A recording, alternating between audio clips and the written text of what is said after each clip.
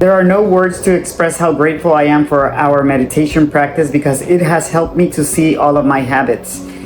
If it wasn't for the meditation, I would not be able to understand that I had anger, jealousy, envy, resentment, and comparison in my head. But it was through our meditation that I saw that my behaviors were coming from a place of insecurity, from a place of fear, from a place of loneliness, of needing for validation. But the meditation practice really helped me to see exactly that those behaviors and those reactions that I was having were actually habits. And because I was able to see and confront the false self, that is how I was able to make some change.